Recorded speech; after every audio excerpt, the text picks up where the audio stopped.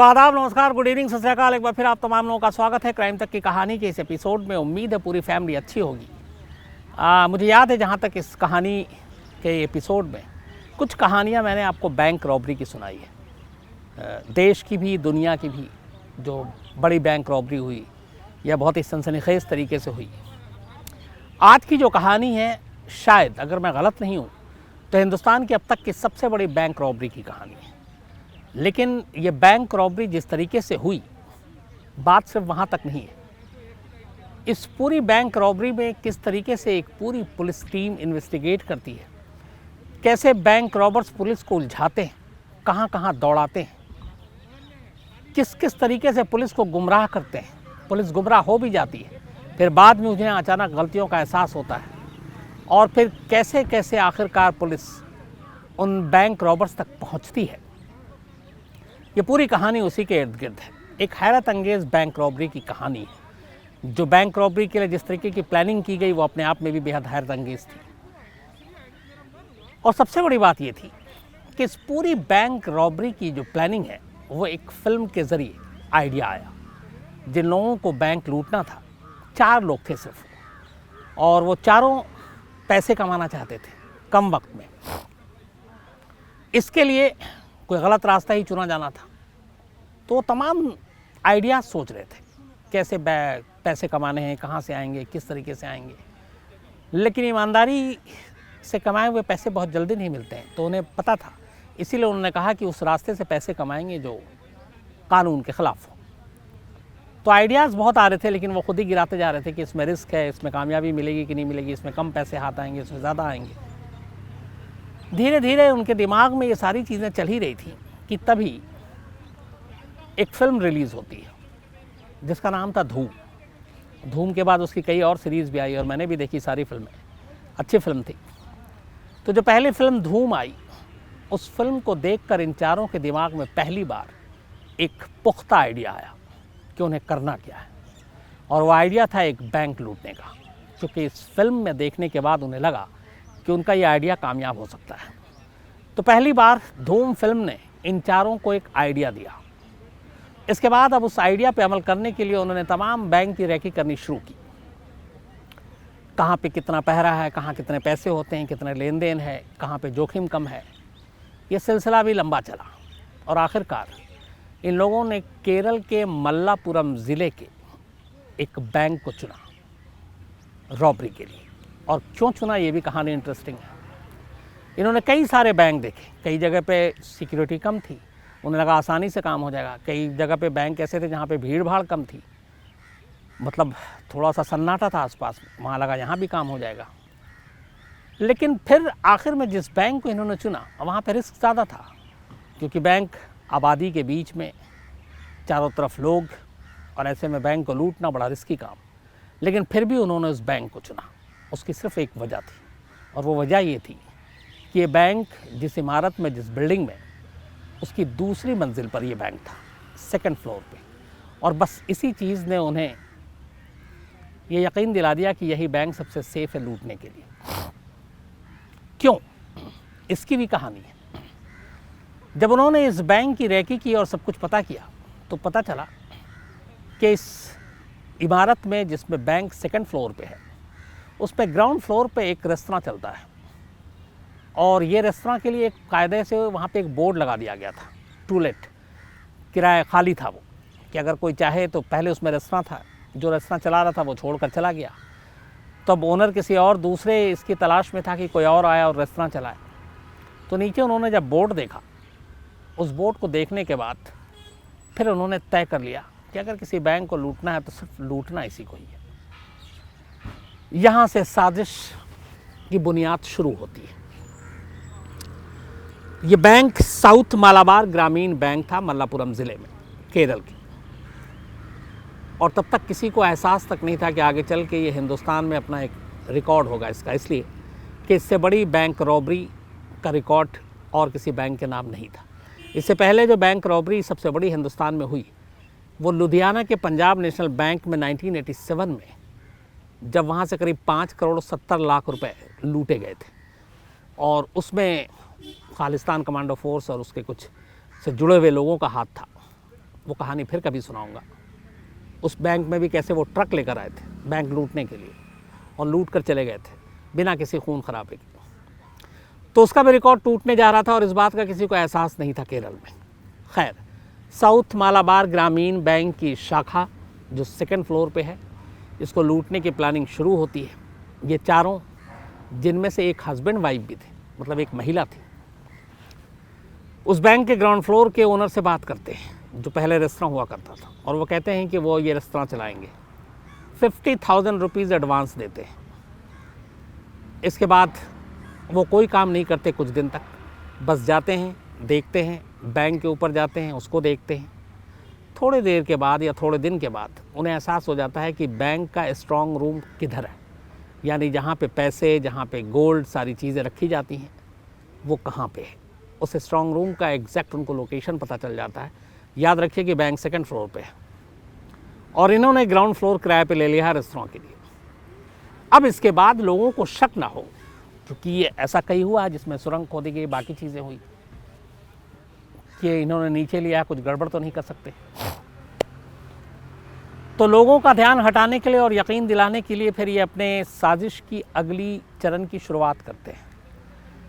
ये उस ground floor के मेन गेट पे एक बोर्ड लगाते हैं और मेन गेट को बंद कर देते हैं, और बोर्ड ये रखता है कि रेस्तरां का काम जारी है, कंस्ट्रक्शन चल रहा है, थोड़ा सा अपने हिसाब से इस रेस्तरां को रिनोवेट कर रहे हैं।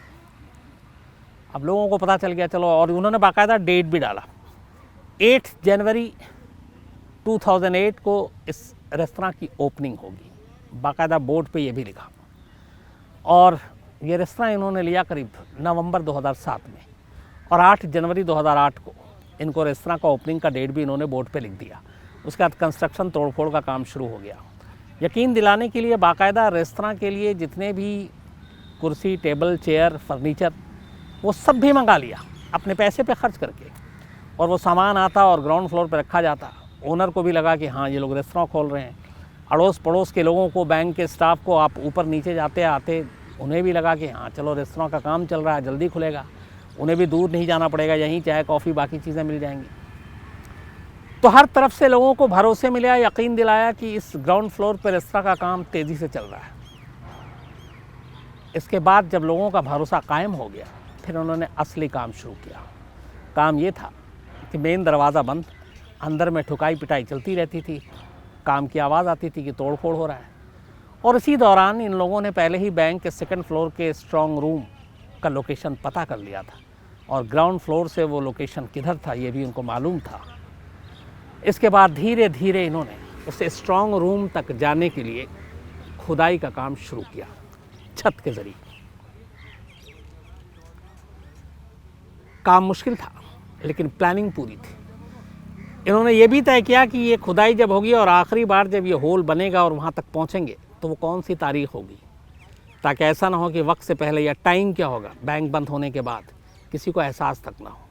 धीरे धीरे काम चलता रहा, फर्नीचर आते रहे, कंस्ट्रक्शन की आवाज़ आती रही, लोगों को लगा रेस्तरां चल रहा है। दिन में कई बार बुलाकर अपना किसी और को कोई आकर देख भी लेता, वो भी भरोसे में आ जाते। बात आती रही, जाती रही। इसी दौरान 30 दिसंबर 2007 की तारीख आती है, 30 दिसंबर 2007। उस दिन संडे था और इन्होंने संडे जानबूझ के चुना था। संडे को बैंक बंद होता है। 29 दिसंबर 2007 की रात से इन्होंने काम शुरू किया, आखिरी कील ठोकने का, आखिरी सुराख करने का। और उसके बाद सुबह सुबह 30 दिसंबर की भोर में आखिरकार ड्रिलिंग मशीन और बाकी ज़रिए वो सुरंग बना लेते हैं, होल कर लेते हैं, और सीधे अब वो नीचे से बैंक के स्ट्रॉन्ग रूम के कमरे में दाखिल हो जाते हैं। वहाँ पूरी तैयारी के साथ गए थे, कटर वटर लेकर, ड्रिलिंग मशीन लेकर। वहाँ जो लोहे का स्ट्रॉन्ग रूम था उसको काटते हैं, और उसके बाद उसके अंदर से 80 केजी गोल्ड और 25 लाख कैश, 80 किलो सोना और 25 लाख रुपए कैश, जिसकी कुल कीमत 2007 में 30 दिसंबर को करीब 8 करोड़ रुपए थी, 8 करोड़।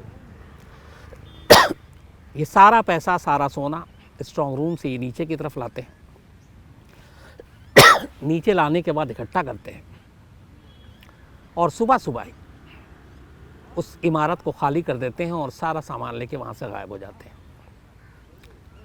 संडे का दिन बैंक बंद, सिक्योरिटी गार्ड बैंक के बहुत दूर बाहर खड़ा हुआ, बाहर का दरवाज़ा भी बंद, किसी तरह का कोई शक नहीं। पूरा संडे गुजर गया, किसी को पता तक नहीं चला कि बैंक लूट चुका है। मंडे रोज़ाना की तरह बैंक खुलने का वक्त होता है। सुबह 9 बजे स्टाफ आते हैं, बैंक का दरवाज़ा खुलता है, मैनेजर आते हैं। जैसे ही वो स्ट्रांग रूम में दाखिल होते हैं, उनकी चीख निकल जाती है। स्ट्रांग रूम का वो सुराख उन्हें दिखाई दे गया, स्ट्रांग रूम खुला हुआ, सारा माल गायब। फ़ौरन पुलिस को खबर की जाती है, पुलिस पहुंचती है। ये केरल नहीं, हिंदुस्तान के इतिहास की उस वक्त की सबसे बड़ी बैंक डकैती थी, जिसमें 8 करोड़ रुपए की डकैती हुई। धीरे धीरे खबर फैलती है, बैंक के स्टाफ के हाथ पैर फूले हुए हैं। अब पुलिस की बारी थी, क्योंकि केरल पुलिस के लिए भी एक चैलेंज था, इतनी बड़ी रॉबरी और ये सब कुछ ऐसे हुआ, इसे पकड़ना है। मीडिया में अलग खबर धुआंधार चल रही है, क्योंकि बहुत बड़ी बैंक रॉबरी, बल्कि इंडिया की पहली इतनी बड़ी बैंक रॉबरी। तो पुलिस के ऊपर भी प्रेशर। आखिरकार एक स्पेशल टीम बनाई जाती है पुलिस की, जो उस वक्त मालाबार के एसपी थे मिस्टर विजयन, उनकी निगरानी में। इस टीम में अलग अलग एक्सपर्ट्स होते हैं और अब टीम जांच शुरू करती है, लेकिन हर जगह पर नाकामी हासिल लगती है। जब वो आए और पता चला कि रेस्तरां किन लोगों ने किराए पे लिया था, वहीं से शुरुआत हुई, क्योंकि खुदाई वहीं से हुई थी, तो वो सारे नाम, वो सारी चीज़ें फ़र्ज़ी निकली। जो पैसे दिए थे और जो उन्होंने अपना एड्रेस दिया था, वो सारा फ़र्ज़ी निकला। लेकिन हाँ, उनको कुछ लोगों ने देखा था। पुलिस ने उन आई विटनेस के ज़रिए उनके स्केचेस बनवाए, उससे भी कोई कामयाबी नहीं मिली। लेकिन इसी दौरान में एक चीज़ और होती है। जब पुलिस स्ट्रांग रूम में गई, जहाँ से सारे पैसे लूटे गए थे, तो वहाँ पे देखती है कि दीवार पे जय मायो लिखा हुआ है। माओ, माओवादी का शॉर्ट फॉर्म। इससे पहले केरल में और उसके आसपास कई ऐसे छोटे छोटे बैंक लूटे गए थे जो नक्सलियों ने लूटे थे।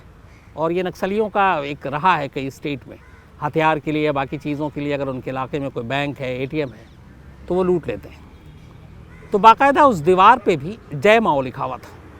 उसको देख के पहली बार केरल पुलिस का बड़ा क्लियर हो गया कि ये मामला जो है ये नक्सल का है, और इतनी बड़ी डकैती हुई है, हथियार वथियार खरीदने के लिए उन्होंने लूटा। तो अब इन्वेस्टिगेशन नक्सल के लाइन पे चल रही है। केरल की पुलिस छत्तीसगढ़ तक पहुंच गई सिरा पकड़ते हुए। कुछ उनके अपने इन्फॉर्मर मिले कि कौन हो सकता है, उन्होंने बताया यहाँ के हो सकते हैं। अब केरल पुलिस छत्तीसगढ़ में दबिश डाल रही है, कोई फ़ायदा नहीं, कुछ नहीं मिल रहा है, पुलिस परेशान। इसी दौरान में पुलिस के पास कुछ गुमनाम फ़ोन आते हैं कि एक फलाना होटल है, उस होटल में इस जो यहाँ से लूटा गया उसके कुछ हिस्से, कुछ सोना वहाँ पड़ा हुआ है। पुलिस की टीम जाकर होटल पे दबिश डालती है।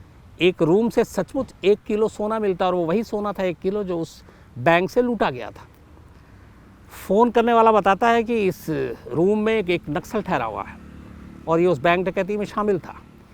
पुलिस को यकीन दिला दिया जाता है कि ये पूरी बैंक डकैती नक्सलियों के द्वारा अंजाम दी गई है। और इसी तरीके से पुलिस को पहले छत्तीसगढ़ भेजा गया, फिर होटल से 1 किलो सोना भी बरामद करवा दिया गया।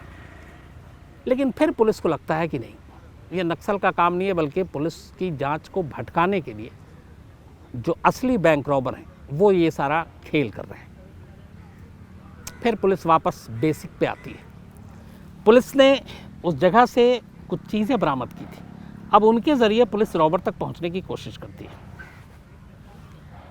जिसमें जो चीज़ें ख़ास थी, जो पुलिस जिसके ज़रिए आगे बढ़ने की कोशिश कर रही थी, उसमें एक जोड़ी चप्पल जिस रेस्तरां को किराए पे लिया गया था, बल्कि सैंडल था वो, लेडीज़, तो ये पता चल गया कि इसमें एक कोई महिला भी शामिल है। इसके अलावा पुलिस को शराब की कुछ बोतलें मिली, कुछ डेटोनेटर मिले जिनसे एक्सप्लोजन करके शायद जो बैंक का वो लॉकर था उसको तोड़ने की कोशिश की गई। इसके अलावा एक ब्लेड मिला टूटा हुआ जो ड्रिलिंग मशीन का था। इन सारी चीज़ों को लेकर पुलिस ने अपनी तफ्तीश आगे बढ़ाई। स्केच बन चुके थे लेकिन उससे कोई फ़ायदा नहीं हो रहा था। तभी फिर हर तरफ से नाकाम होने के बाद नक्सल से लेके ये सारी चीज़ें, फिर पुलिस को लगा कि एक इलेक्ट्रॉनिक सर्विलांस की तरफ जाते हैं।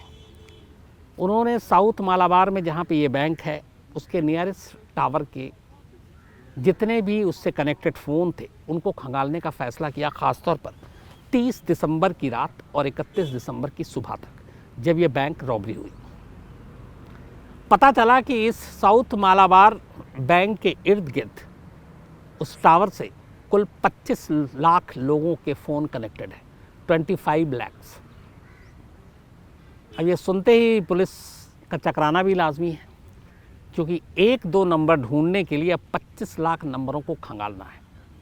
इसके लिए पुलिस ने बाकायदा साइबर एक्सपर्ट्स लिए, टेलीफोन कंपनी की मदद ली, आईटी सेल वालों को लिया, और इन सबको, क्योंकि और कोई रास्ता मिल नहीं रहा था, तो फिर पुलिस उनके ज़रिए इस मोबाइल तक पहुंचना चाहती थी। और वो भी पता नहीं कि वो उससे कुछ मिलेगा कि नहीं, अगर वो उन लोगों ने मोबाइल यूज़ किया भी है कि नहीं किया है।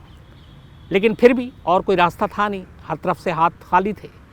तो आखिरकार उस टावर में आने वाले 25 लाख फ़ोन को खंगालने का फ़ैसला किया गया, ख़ास तौर पर 30 दिसंबर से 31 दिसंबर की सुबह तक।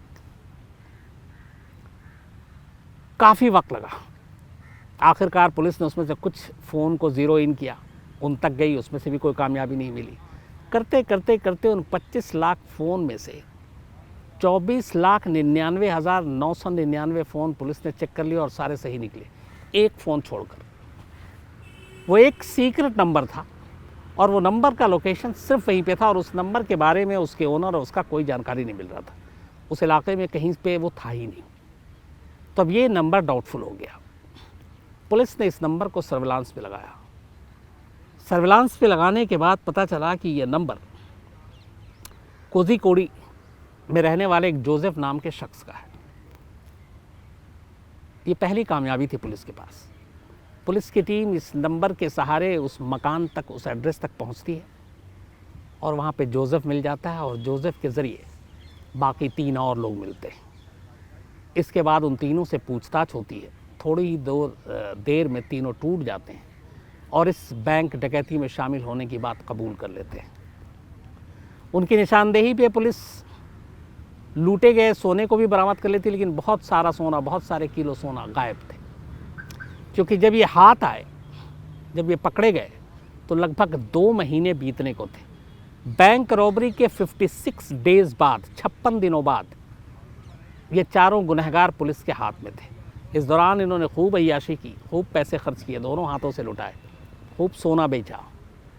लेकिन फिर बाद में पुलिस के हाथ आए। फिर उन्होंने पूछताछ में बताया कि पूरा आइडिया उन्होंने धूम फिल्म देखकर अपनाया था और उसी के बाद ये रॉबरी की थी। बाकी सोने की तलाश थी। हालांकि इसमें यह भी था कि जब सोना बेचा बहुत सारे ख़रीदार भी थे, लेकिन वहाँ तक पुलिस नहीं पहुँची। लेकिन केरल पुलिस के इतिहास में एक कामयाबी के तौर पे देखा जाने वाला एक बड़ा इसलिए केस था कि देश की सबसे बड़ी डकैती और 56 दिन के अंदर उसको सॉल्व करना, लूट का माल बरामद करना। और हाँ, ये भी एक रिकॉर्ड है कि चोरी या लूट का जो माल बरामद हुआ इतनी बड़ी तादाद में इससे पहले कभी नहीं हुआ। 8 करोड़ का मामला था, उसमें से ज़्यादातर रिकवरी हुई, तो ये भी एक रिकॉर्ड था। इसके बाद मुकदमा चला, लंबा मुकदमा चला। लोअर कोर्ट ने 5 साल के बाद फैसला सुनाया, करीब 5.25 साल। 3 लोगों को 10 साल कड़ी मशक्क़त की सज़ा दी और जो महिला थी उनको 5 साल की दी। लेकिन जब ये फैसला आया तब महिला ऑलरेडी 5 साल 1 महीना जेल में काट चुकी थी, तो वो रिहा हो गई। बाकी के 10 साल थे। फिर उन लोगों ने हाई कोर्ट में अपील की, हाई कोर्ट से भी उन्हें सज़ा हुई। फिर शायद सुप्रीम कोर्ट गए हैं, वहाँ का भी लेटेस्ट पता नहीं। लेकिन केरल के इतिहास की ये सबसे बड़ी बैंक डकैती की कहानी थी, जिसमें जिस तरीके से पुलिस ने तफ्तीश की, जांच की, जिस पैमाने पे की, जिसने बड़े तादाद में की, वो किसी और केस में नहीं हुआ था। मतलब गुमराह करने के लिए छत्तीसगढ़ तक पुलिस की टीम को भेज दिया गया था। तो ये थी हिंदुस्तान की सबसे बड़ी बैंक डकैती की कहानी। एक दूसरी जो मैंने कहा कि इससे पहले रिकॉर्ड था, वो लुधियाना के पंजाब नेशनल बैंक की कहानी है, जिसमें ट्रक में आए थे बाकायदा बैंक लूटने के लिए। ट्रक के साथ 4-5 गाड़ियाँ लेकर आए थे और कैसे बैंक लूटा बिना खून खराबे के। उसके बाद बाहर आए, जो रज़ाई का कवर होता है वो सारी गाड़ियों में थी। बाहर आने के बाद उन्होंने रज़ाई के पल्ले में, तकिया गिलाफ में और कहाँ कहाँ वो सारे पैसे ठूंसे और फिर लेकर चलते बने। तो ये भी एक दूसरी कहानी है, किसी दिन मौका मिला ये भी आपको सुनाऊंगा। लेकिन आज इतनी ही देश की सबसे बड़ी बैंक डकैती की इस कहानी में। अपना ख्याल रखिएगा, अपनों का ख्याल रखिएगा। आपसे फिर मुलाकात होगी किसी नई कहानी के साथ। Thank you very much.